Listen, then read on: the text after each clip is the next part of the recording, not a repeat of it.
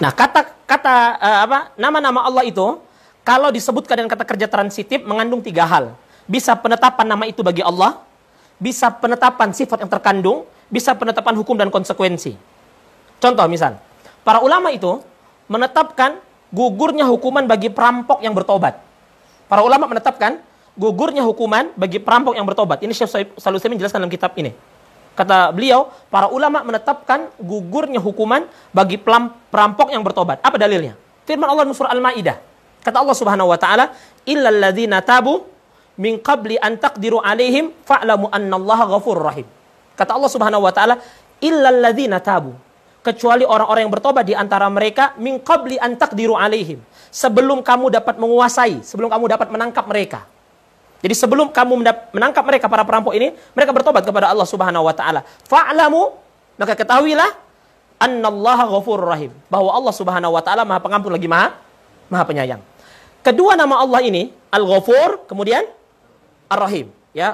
Al-Ghafur kan disebut Ghafurur Rahim. Al-Ghafur dan Ar-Rahim menunjukkan Allah telah mengampuni dosa mereka dan Allah telah merahmati mereka dengan menggugurkan hukuman atas mereka. Kalau tidak gugur hukumannya, maka tidak ada rahmat yang muncul di situ. Nah, dari situ kata para ulama, kalau sudah bertobat maka gugur. Ya. Contoh, As-Sami. Ketika dikatakan Allah As-Sami, apa As-Sami? Maha mendengar. Maka maksudnya As-Sami ini kan nggak butuh kata As-Sami ini adalah kata kerja transitif, ya, yang membutuhkan objek. Paham maksudnya ya? Dikatakan saya mendengar. Mendengar apa kan begitu? Butuh objek atau tidak? Butuh. Nah, ketika dikatakan Allah As-Sami, maka maknanya adalah penetapan As-Sami sebagai nama Allah. Paham ini? Ini maknanya. As-Sami. Apa makna As-Sami? Pertama, menetapkan bahwa As-Sami itu nama untuk Allah. Yang kedua, penetapan apa? Sifat. Kan kaidah yang tadi. Nama Allah itu nama sekaligus sifat. Menetapkan bahwa Allah ini punya sifat mendengar sebagai sifat Allah.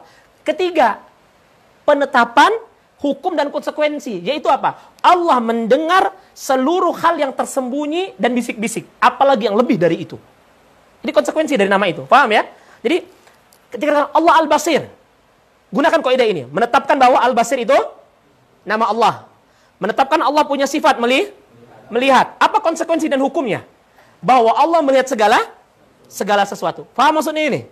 Nah, ketika dikatakan Allah yang maha menyembuhkan, maka penetapan bahwa Allah memiliki nama Asy-Syafi. Kemudian menetapkan bahwa Allah memiliki sifat menyembuhkan. Kemudian konsekuensinya adalah Allah menyembuhkan segala sesuatu yang menderita penyakit. Wa idza maridtu fahuwa yashfin. Ya, jika aku sakit maka dia yang menyembuhkan aku. Ini perkataan siapa ini? Allah abadikan. Ibrahim alaihissalam. Itu kalau transitif, objek yang butuh objek, paham ini ya? Kata kerja butuh objek. Kalau intransitif, yang tidak butuh objek, makanya Anda katakan, belajar agama ini butuh pemahaman bahasa. Jadi kalau orang nggak ngerti bahasa, tiba-tiba ucuk-ucuk ngisi kajian, ini kacau nanti jadinya. Yang nggak ngerti bahasa Arab, tiba-tiba kajian.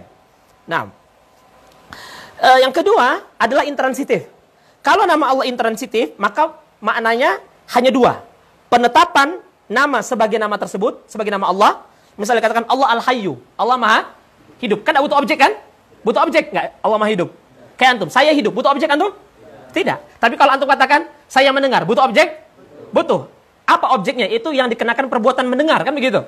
Sekarang misalnya azan di luar. Saya mendengar suara azan. Berarti mendengar ini dia muta'addin atau ghairu muta'addin? Muta'addin, dia butuh objek. Paham ini ya? Akal itu kata antum. Ini bukan sifat Allah. Anda kasih contoh dalam bahasa. Akal tuh, saya makan. Butuh objek? Butuh. Tidak bisa antum katakan akal tuh, lah akal tuh al-muhim. Ya makan apa? Tidak mungkin, tidak ada. Hatta antum bilang makan angin. Angin ini objek. Dalam bahasa Indonesia, dalam bahasa kita kan makan angin kata antum. Tetap butuh objek, gitu kan? Tidak mungkin ada yang dimakan.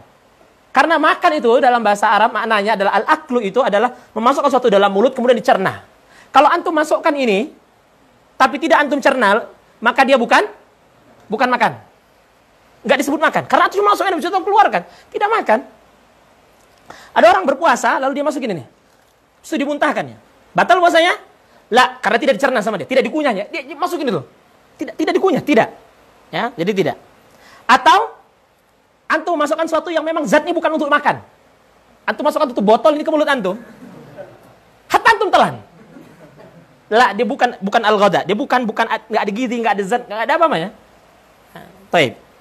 Makanya Anda katakan, kemampuan bahasa itu penting sebagai seorang penuntut ilmu. Ya, kalau enggak dia enggak bisa. Jadi kalau ditanya, Ustaz, kenapa belajar bahasa itu lama? Antum kalau bahasa yang menguasai mapan, maka setelah itu jalan antum mudah. Tapi kalau masih bingung, ini muta'adin atau tidak, itu aja bingung. Sulit antum, gimana antum mau lanjut? Ya. Nah. Yang kedua, kalau dia intransitif, dia penetapan sifat yang terkandung. Dia nggak ada hukum dan konsekuensinya gitu loh. Penetapan sifat bahwa sifat Allah itu hidup, maha hidup. Sudah, nggak ada konsekuensi hukum. Nggak ada konsekuensi hukum, nggak ada. Ya, baik.